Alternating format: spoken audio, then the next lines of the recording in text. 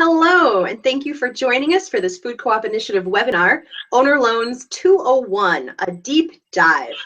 This will be our second dive on this topic, the nitty-gritty details of how to run your owner loan campaign.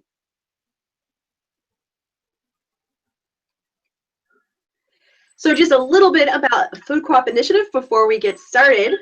We are a small nonprofit that works nationally. We're working with startups all the way from Sitka, Alaska to Boston, Massachusetts that supports communities that are trying to start their own food co-ops in their communities. We have helped over 80 food co-ops open across the nation and are working now with over 120 additional communities across the nation working on their own food co-ops.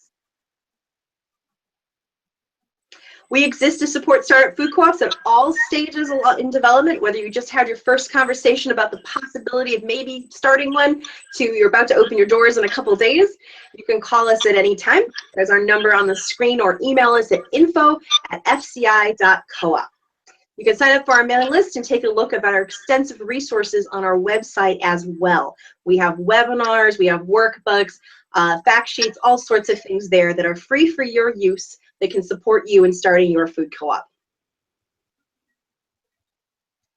I want to give a quick thank you to our sponsors. One of our main sponsors is the USDA, as well as the National Cooperative Bank, National Cooperative Grocers, the Cooperative Fund, and the Cooperative Foundation, and the Cooperative Fund of New England, as well as dozens of mature food co-ops all across the U.S. that donate to Food Co-op Initiative's work to help support the next generation of food co-ops. Thank you for making our work possible. We couldn't do it without you.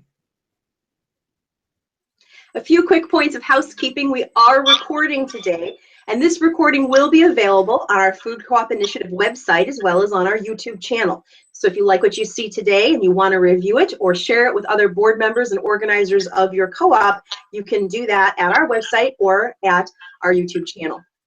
We have an extensive library of webinars there on both our YouTube channel and our website. Check them out. And if we want your questions, this is live and interactive, and it works best if we hear from you. So you can email us at any time during this presentation at info@fci.coop, and those questions will be passed on to the presenter at the end of her presentation. All right, we are ready to dive into Owner Loans 201. We're welcoming back Katie Novak. Katie is the Outreach Manager and Owner Loan Campaign Manager at Green Tap Grocery. Green Tap Grocery is located in Bloomington, Normal, Illinois. They are a Stage 3A co-op. They have broken ground. They have a location, a general manager, and they are well known for the fact that they raised $1.3 million in member loans from their community. Is it because the community was particularly wealthy or really high population? Neither of those things. It's because they ran a terrific campaign.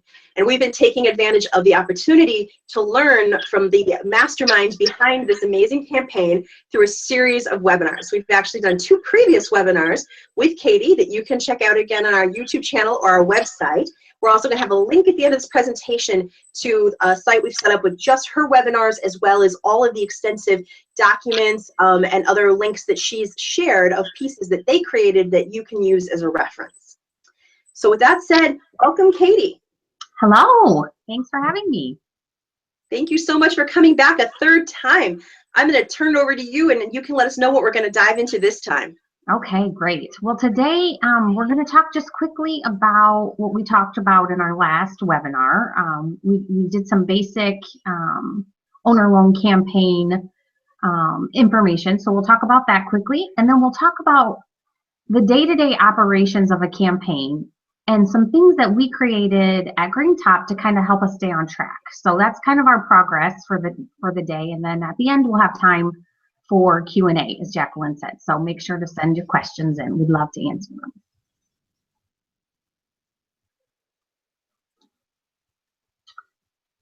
So basically a recap of what we talked about in our last webinar. There's a lot of groundwork that goes into preparing for an owner loan campaign. So if this is the first time that you're watching this series, please make sure that you take a look at the previous webinars, because we did go through a lot of things and they're all very critical to the success of your campaign. We talked about legal document preparation and securing your database, making sure that your marketing materials and your communication plan are all in sync. You've got a streamlined way to communicate with your volunteers, and you've got a way to train them and keep everyone on project and on goal. We also talked about budget, which is also very important.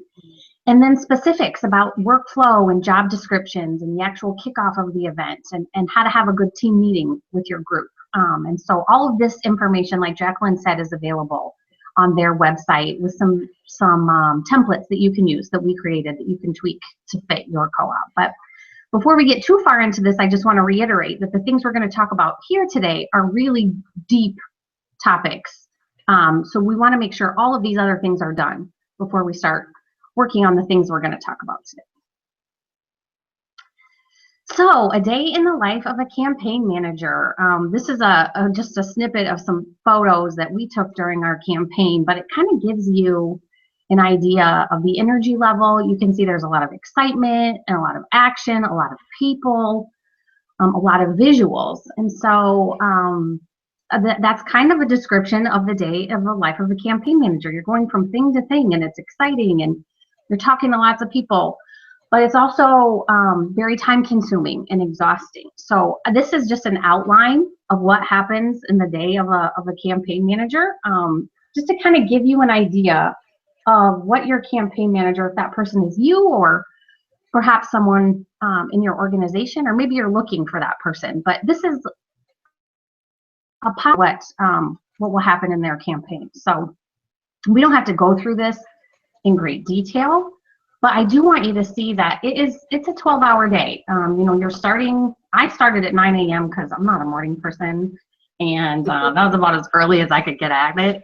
But you're going to spend some time, sorting through emails, responding to owners, responding to board members, and you have to tally up your work. So the calls from the night before, you have to count those and make sure that they're accurately recorded and that you're sending the right information to the right people.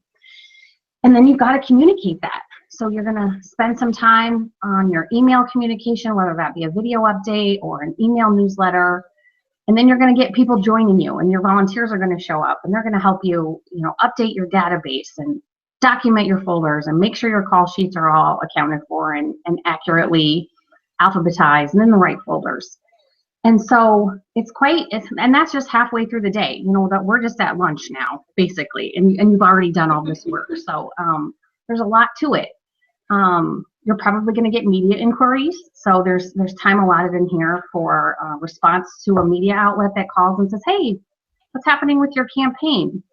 Then you have to proof your email that you're going to send. You drafted it, and maybe a volunteer put it together for you, but now you have to proof it and get it out. And make sure that you post it to Facebook as well. And then you're going to get more emails where people are going to ask you questions.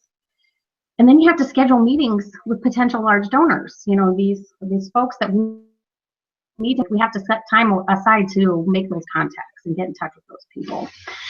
And then thankfully we had a fundraising expert who lived locally and was a Green Top owner. And I often meet with him, and he would give me a little pep talk and see how things were going and keep us on track. So that would get me through the afternoon.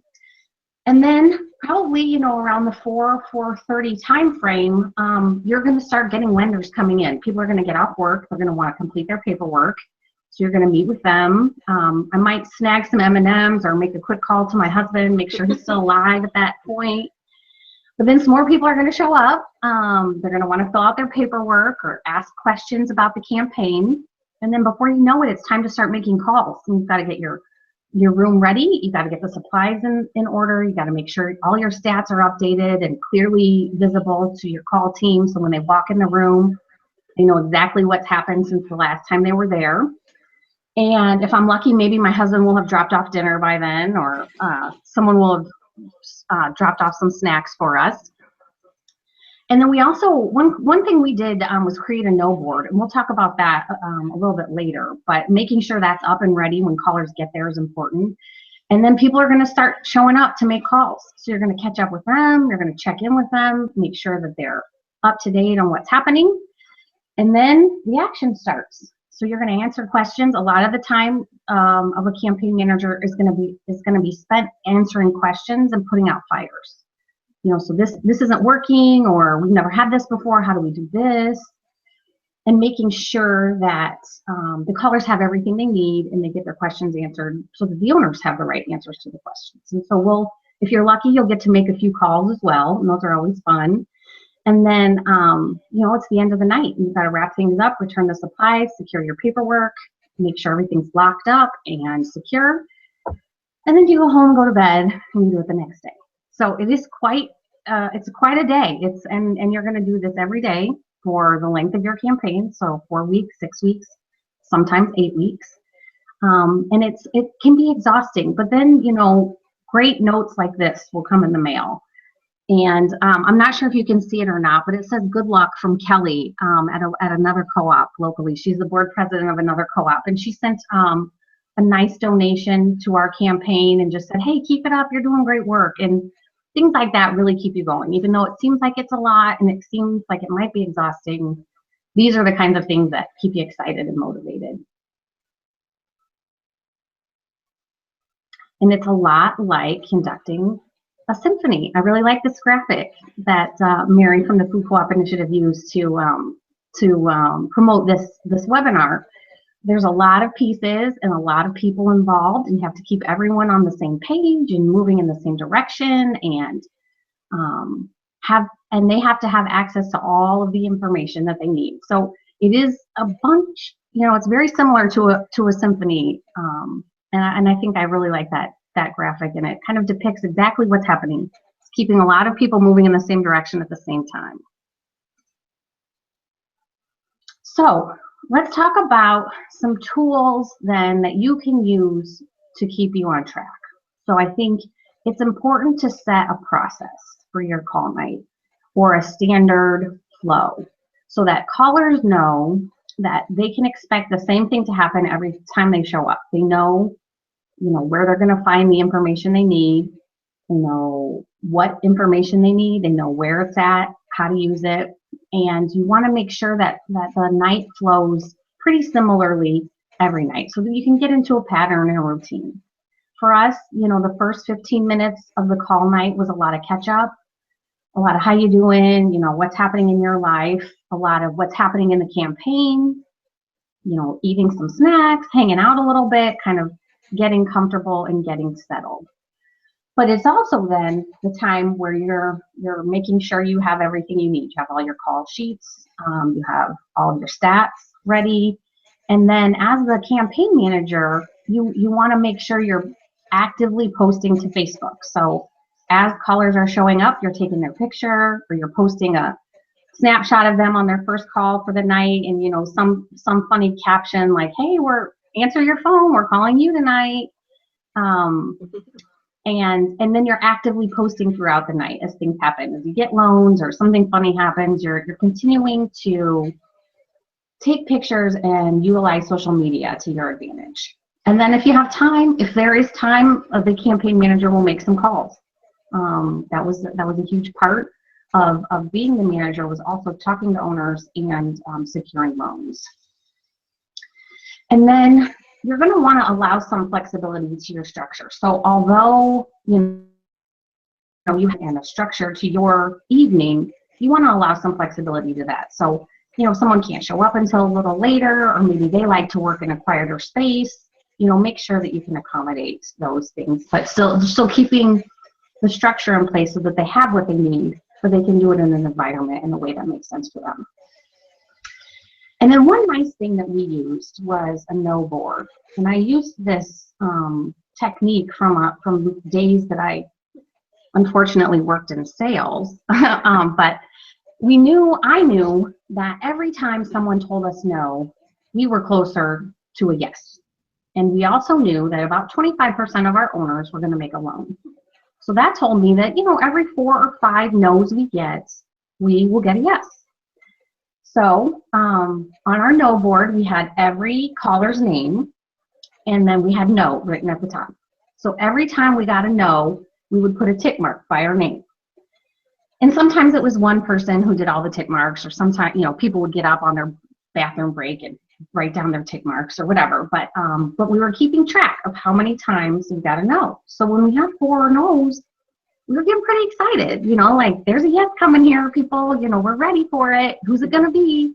And that was really helpful for us. And then we kept track of those over time. And then we could compare how many calls we were getting, how many no's we were getting to how many yeses we were getting. And that was kind of fun to see how those statistics played out. Yeah. We also created some email templates, which I would highly recommend because you're going to be communicating a lot. They tell you that, you know you're communicating enough when someone says you're communicating too much. So making that as easy as you can on yourself is really important. So using some standards, I think, is important. So some things that we did, we always include the total number of loans we had, the total amount we had pledged to date, the percentage of goal, how close we were to our goal, the number of lenders of owners who had participated, and then how much we had left to reach. We started including that towards the end because that number got smaller and smaller, and that's exciting for people to see. So the graphic that you see there, Let's Fill the Gap, that was created by our board president, Melanie Shelato, who does great graphic design work. And that's something we use in the second phase of our campaign. And so that was in every email we sent out. And then the stats that you see above followed that in a pretty standard format, so that when we updated that email, we were just updating a few numbers. We weren't recreating the wheel every time. And then that allowed a volunteer to help. So as long as that volunteer had access to the data, to the updated statistics, they could update the email and get it out. So having some of those standard things in place was really helpful for us and allowed us to get more done without recreating the wheel.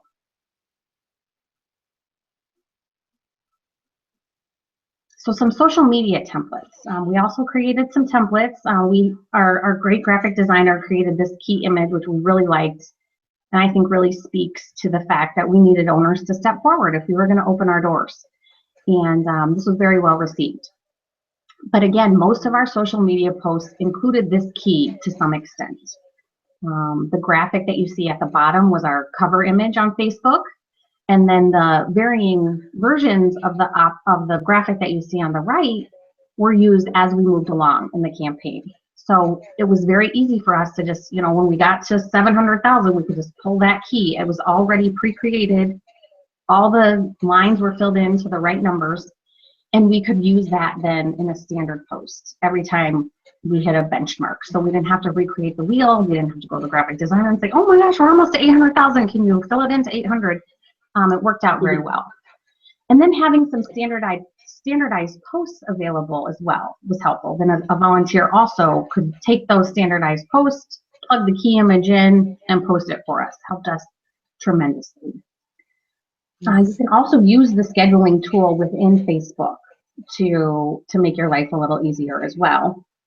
And a lot of your posts are going to be on the go kind of posts, like Julie Smith just made a loan. You can't schedule that out. That just happens and you want to share it with people. But what you can schedule out is, it's day 33 of our campaign and we need you to participate.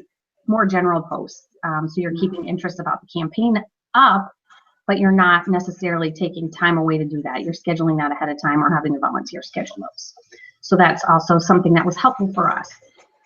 And then considering a video update was also a good tip we got from Jacqueline for the second phase of our campaign. We kind of changed our messaging a little bit, made it a little more interactive, and we'll at least have a link to that, and we'll get to talk through that a little bit as here we are. Yeah. So this is a copy or a version of our video. It's about 30 seconds long, and you won't be able to hear the audio, but what you'll see is me holding up signs, and that's basically what we were doing, is just holding up stats. That was our number of owners. This is how much we had raised so far in the second phase of the campaign. And then we talked about how many new loans we had and how many lenders had increased their loans. Our total raised to date. And then we had a calendar that we crossed days off. So as we got to the end of the month, we were like, there's only 6 days left or only 5 days left. And so it was a visual depiction then of the urgency of participating now. So it was important for folks to kind of see that. And then we always included the phone number to Green Top and my email address. If people had questions or they wanted to make their loan or get more involved, they knew how to do it. So you can see it's very simple.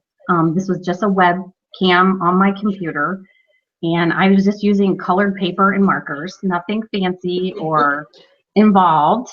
But we always talked about the same stats. So the same stats that I talked about in the newsletter or in your email updates, you can use in a video too. And you want to keep it short. You know, people aren't going to watch a 2 or 3 minute video, unfortunately. So we found the 30 to 60-second window was about the sweet spot for us. And then smile.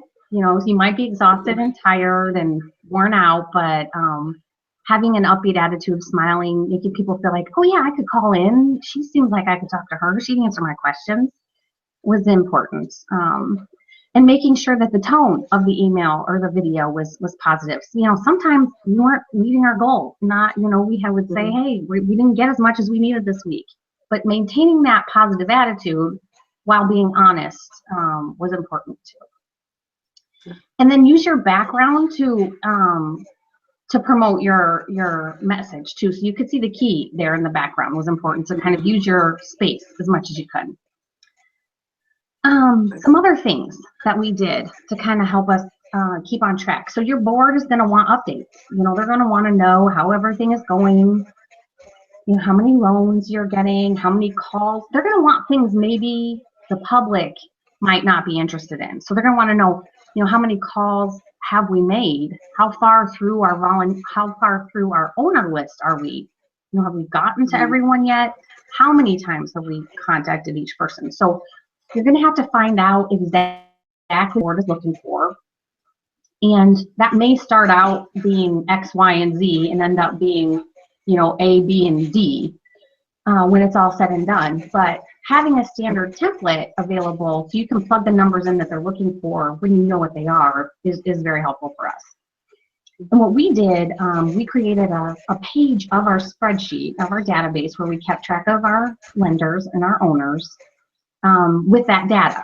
And thankfully, we had a great person working on that database. So most of the numbers just fed right into that page from as we updated data per lender, per owner, would update to the board sheet as well. So we could just cut that from that page and send it in an email to the owners or to the board on a weekly basis. And then, of course, that's going to change. You know, they're going to say, hey, what about this stat or that stat, or how many people have, you know, made a pledge but not followed through on their commitment. Things that we wouldn't talk about necessarily to the public, but that the board might be interested in. And then setting a calendar reminder for yourself to do that. You know, I rely on my calendar a lot to keep me on track. So if I know every Tuesday I have to do this, you know, I just put it on my calendar. So being it pops up, oh, yep, I need to send that board report. And using that as your kind of mechanism to keep you on track. We also talked in the last webinar about our budget. So setting a budget is really important for your campaign. You want to know, you know, what kind of funds you have available and when you can use them and how you're going to use them. But setting the budget is only half of that process. You have to actually use the budget. So you have to know as you're going, you know, how much money have I spent ordering pizza for my callers, or, you know, how much money have we spent printing documents? Can I print? I have this great idea for a new piece. Do we have the funds in the budget for me to print this now? So using your budget as you go is important. So updating your expenditures as you incur them so that you know how much you have left in your budget.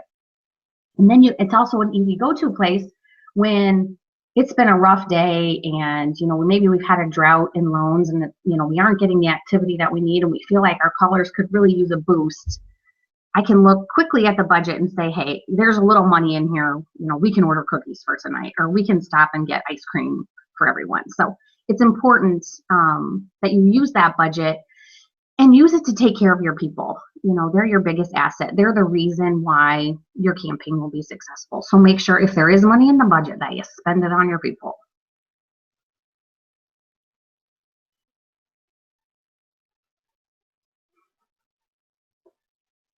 So, agreed upon policies were also important to us in our campaign.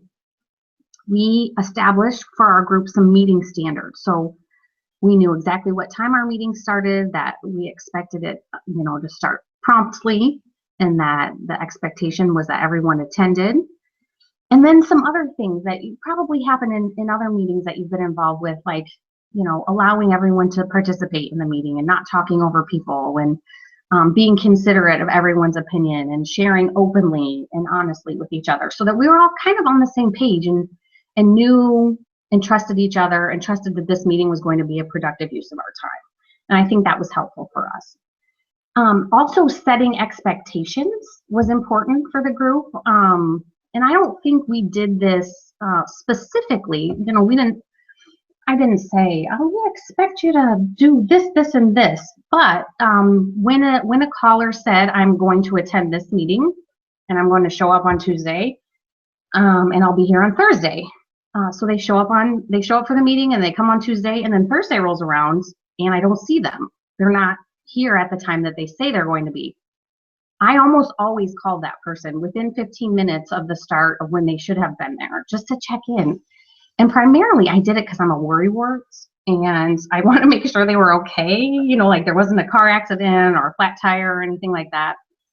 But I realized that doing that expressed to them how important it was that they be where they said they would be, and that they do what they had committed to doing. And what that did then was allow them to contact me, allow them to feel comfortable saying to me ahead of time, hey, Katie, I know I signed up for Thursday, but I'm not going to be able to make it. And then I could fill that space, and I knew ahead of time that we could manage that. So it worked out well to do that. And then also following up with folks who don't attend. So for example, a meeting, if they weren't able to attend a meeting, I made sure that we sat down and talked. We went through the high points of the meeting. Maybe it wouldn't take an hour like it did for the meeting time frame, but we could hit the high points, and that they knew it was important that they attend. So they weren't going to get out of the obligation altogether. They had to participate to some degree. So I think that was important. And then also creating a fun environment. I think that was really a key to our success, is that the team felt like we were a team. We had a good time together. We enjoyed each other. We gave out prizes. We laughed at funny calls. I think I've probably never laughed harder than I have at some of these calls. We talked to people. People will tell you the craziest things. They will tell you they're prepping for a colonoscopy. They'll tell you they're giving their cat a bath. I mean, just crazy things. You're like, oh, okay, well, maybe we should talk at another time. But capitalizing on that and sharing those moments among the team is really important. And I think one thing we've talked about previously is having callers in a group setting so you can do that is really important. Because when you're calling from home, isolated from everyone else, something hilarious might happen, but it's harder to share that electronically or via email or anything like that. So I like having people together to make calls, and I think that that was successful for us. And then our meetings. So weekly meetings were fun. We met every Thursday at 5:30, and that meeting always included thank yous. We talked about great things people were doing, but we also talked sincerely about how appreciative we were of each other and the work we were doing, and I think that helped us be successful. At our team meetings, we always had an agenda, so people knew ahead of time what to expect. We knew exactly the date and time of the meeting because we standardized that. We always included food and drinks, which I think is important. And our meetings took place at 5:30, 5 or 5:30, I can't remember for sure. And then we started calls at 6:30. So they had to include food, or we would have starved to death. So that was a critical piece. And it's fun to involve food. Sometimes it was a potluck, sometimes we ordered pizza, sometimes people brought their own dinner, but we did always include that. And we did always have our meetings at the same place. So, and we had them at the place we were going to be making calls from. So there was no transition period. There's no moving from one spot to the other, or we could just transition from meeting to call time. And that worked out well for us. So I've included a sample agenda here so you can kind of get an idea of what we would talk about in our meetings. They lasted probably 45 to 60 minutes, depending on the week. Well, we always started with the stats review. So we always started out talking about numbers. You know, how many loans we had, who had made the most loans. Always started with the stats.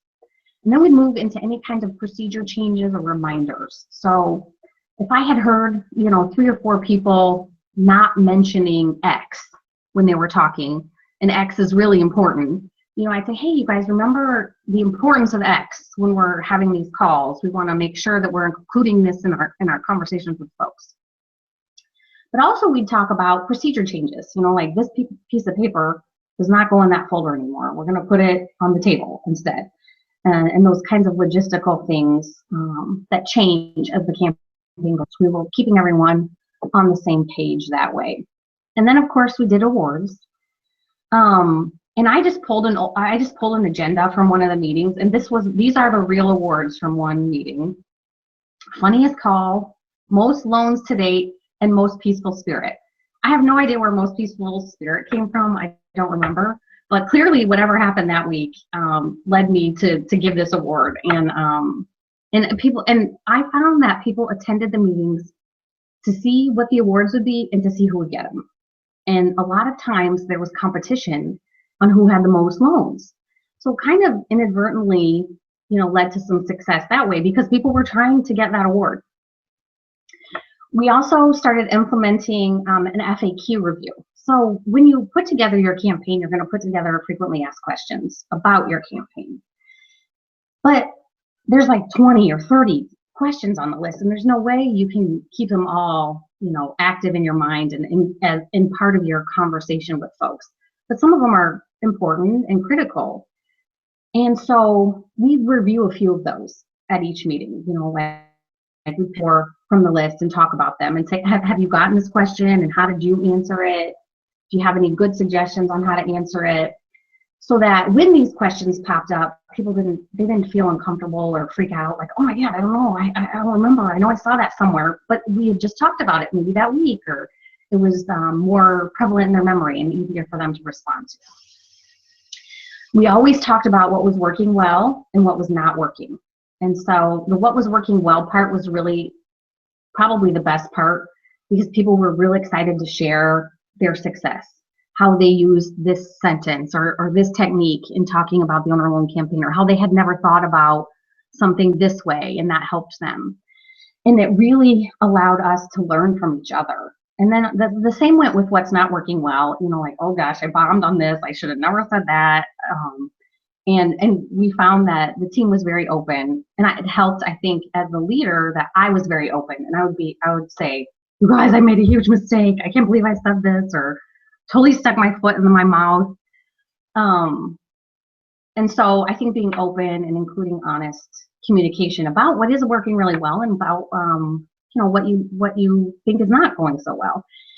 And a lot of times, what was not working well, we could change. You know, we could, okay, this piece of paper has too many lines to fill out, or, you know, I don't understand this workflow. It seems simpler if we would put this here or do this before we did that. And we could change it and make it better based on their feedback. And that helped them to feel part of the solution and not just have a problem that we didn't know how to fix. And we've talked about food a lot, but we always have food. Always having drinks and food available at the meetings made it festive and fun. So we've covered a lot, and we went into detail on a lot. And I've seen a few questions pop up, so I think we'll take some time now to talk through the answers to some of those. Yeah, I wanted to share real quick before we dive in. A lot of these questions relate to things that Katie did cover in her last two webinars with us. So I'm just going to reiterate, check out the names of the webinars are To 1 Million and Beyond. That's an overview of Katie's project, of what went into it, the numbers, the stats, how many volunteers, that sort of thing. And then there's another one which we did deep dive, Owner Loan Deep Dive 101, where Katie spent a lot of time talking about the setup, getting ready, legal, a lot about building the team, how many volunteers, scheduling people, that sort of thing. So we'll touch on some of these questions. We've got a bunch already coming in. If you have a question, please send it to info@fci.coop.coop. And we will get through as many of these as we can. So a lot of these, we're going to touch on them real quick and then point out which webinar where you can find out more. But Katie, let's jump into how many people did you actually have working on this behind the scenes of your drive during the big push? It sounds like there were dozens of people involved. Yes, there were. Probably in each phase of the campaign, there were 25-ish people. I should go through the list actually and count because we get this question a lot. But we had 12 to 14 callers. And the reason we did that is so that we could ask callers to commit to one night a week. So we asked them, if you can come once a week on a regular basis, we want you. And we knew if we were just going to require that minimum commitment, we need more people.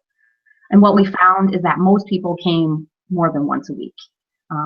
But they did, you know, if something crazy was happening in their life and they could only get there once that week, they knew that was okay. So 12 to 14 callers. We had 3 communication people working on emails, graphics, Facebook posts, that kind of thing. We had 3 volunteers who would rotate doing administrative work, you know, processing paperwork, mailing out packets, updating the database. And then we had closers. So folks who were actually processing the loans, meeting with callers, meeting with owners to actually take checks and finalize the loan. So it is a lot of people. And then, you know, board members are involved to some extent as well, outreach. So the number of people involved is high.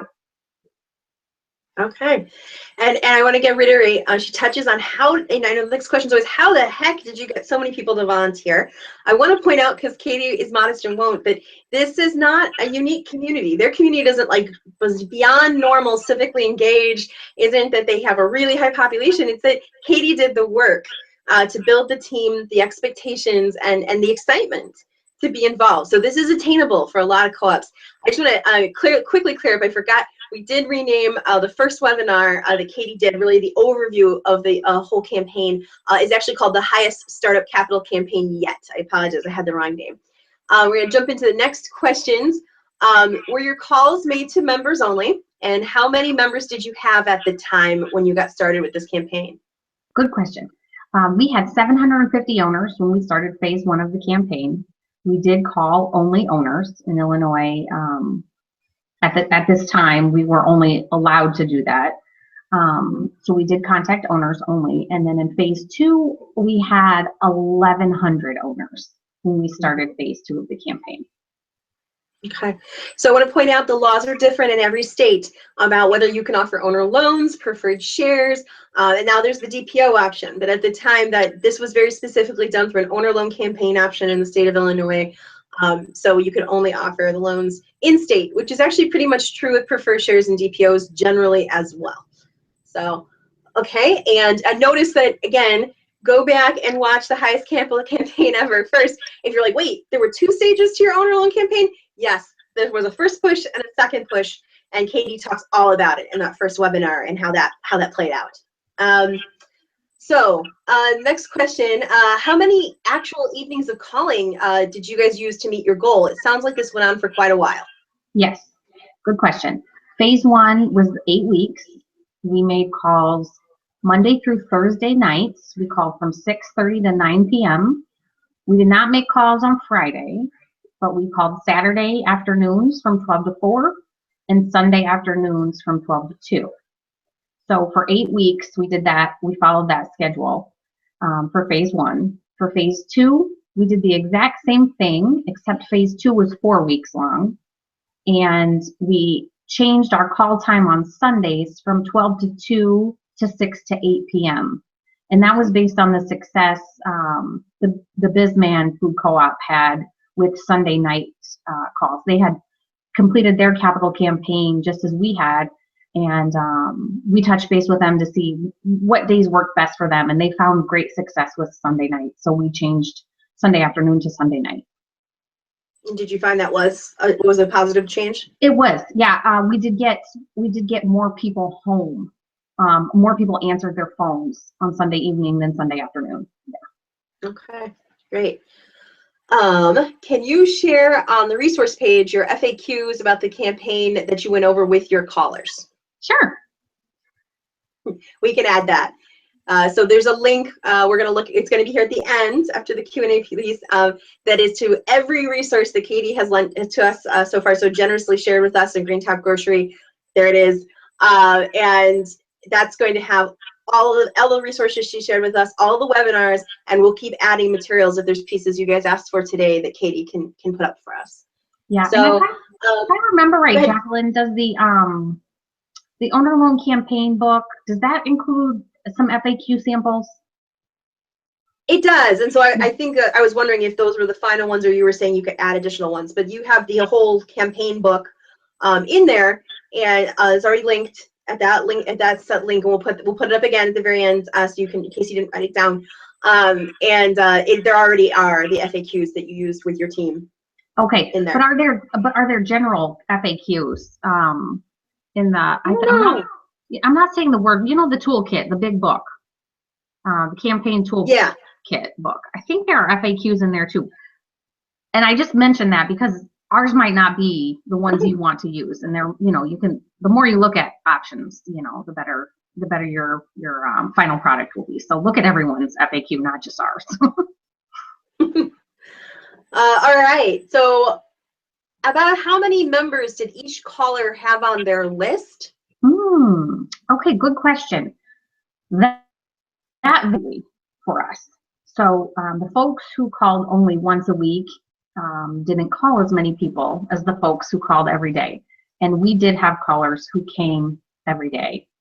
And so those people were making, you know, 400-500 calls at a time, not at a time, but in a phase of the campaign where someone who comes once a week probably had 50 to 75 owners that they contacted a series of times, but that they managed a smaller number of owners. It's going to depend, and it's going to depend on the person's style too, because a talker is going to talk to less people than someone who's a little more concise. So kind of got to manage it by the individual and then by their availability.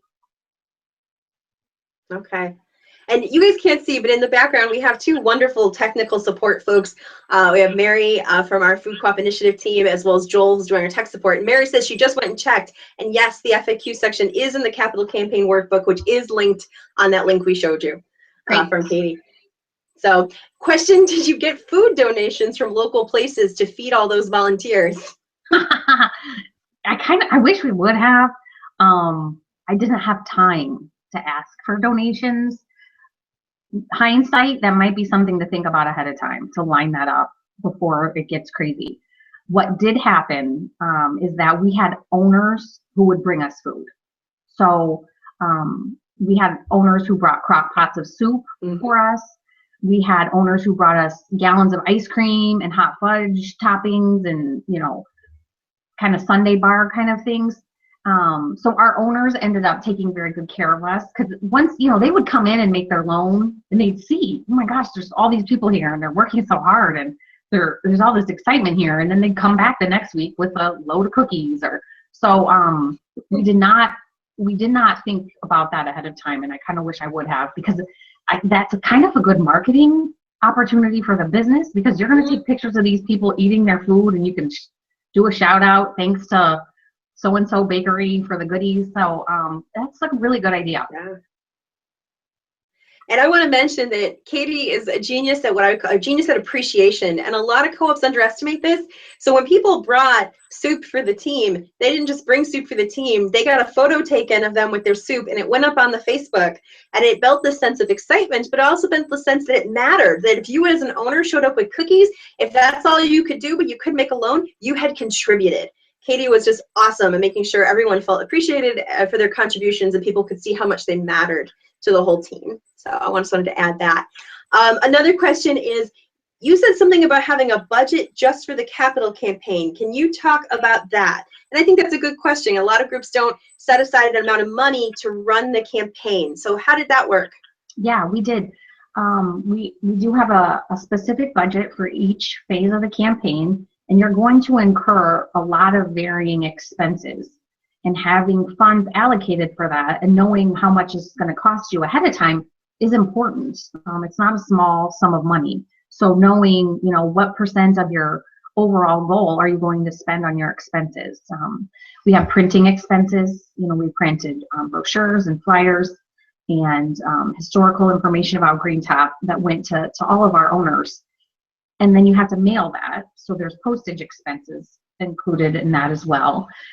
We had graphic design expenses. So all of the pretty graphics that you saw, we had to allot. We have a great board member who helped us with those. But when there were expenses, we wanted to make sure we took care of those. And then we knew what we wanted to spend as far as appreciation for our callers.